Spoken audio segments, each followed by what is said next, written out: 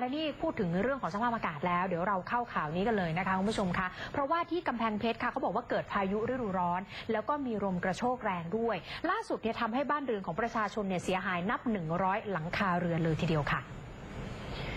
เรื่องของสภาพอากาศในช่วงนี้ต้องติดตามอย่างใกล้ชิดจริงๆนะคะภาพที่เห็นตรงนี้เนี่ยเป็นสภาพบ้านเรือนของชาวบ้านดงมะนาวนะคะคุณผู้ชมหมู่ที่2ตำบลเทพนครอำเภอเมืองจังหวัดกำแพงเพชรค่ะได้รับความเสียหายจากฝนตกหนักแล้วก็ลมแรงเมื่อช่วงค่ำวันนี้นั่นเองก็พบความเสียหายในวงกว้างค่ะมีต้นไม้ขนาดใหญ่ล้มทับทั้งรถยนต์แล้วก็รถบรรทุกรวมไปถึงพืชไร่แล้วก็อย่างเช่นพวกต้นกล้วยล้มระเนระนาดเสียหายหมดแล้วค่ะ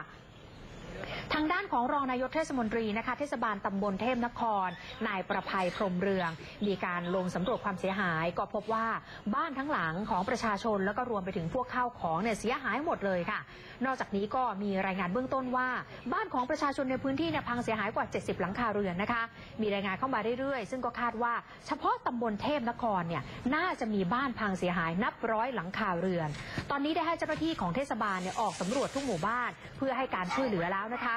สำหรับชาวบ้านที่บ้านพังเสียหายนะคะตอนนี้เจ้าหน้าที่บอกว่าก็จะเตรียมลงสำรวจทุกพื้นที่นั่นเองโดยเฉพาะต้นไม้ที่มันล้มขวางถนนเนี่ยนะคะบางต้นเนี่ยทับเอาสายไฟฟ้าเนี่ยขาดเป็นช่วงๆก็แน่นอนว่าส่งผลให้เกิดไฟฟ้าดับไปค่ะกิน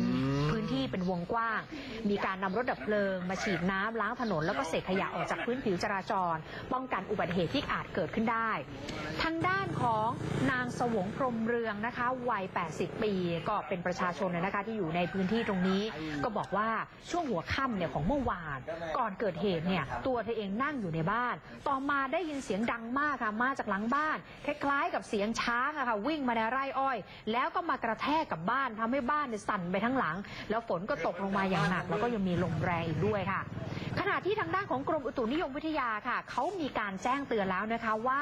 วันนี้จนถึงวันพรุ่งนี้ค่ะคุณผู้ชมฟังให้ดีนะคะคาดการณ์ว่าบริเวณความกดอากาศสูงอีกระลอกจะแผ่ลงมาปกคลุมประเทศไทยตอนบนส่งผลให้เกิดลักษณะฝนฟ้าคะนองลมกระโชกหรือที่เราเรียกกันว่าพายุฤดูร้อนในพื้นที่ประเทศไทยตอนบนจะมีอุณหภูมิสูงสุดถึง40องศาสภาวะเช่นนี้อาจเกิดพายุฤดูร้อนฝนฟ้าคะนองลมกระโชกแรงลูกเห็บตกส่วนภาคใต้ค่ะอุณหภูมิเนี่ยสูงสุดอยู่ที่38-39องศาเซลเซียสมีฝนเพิ่มขึ้นแล้วก็ตกหนักถึงหนักมากในบางแห่งนั่นเองค่ะครับผมตอนนี้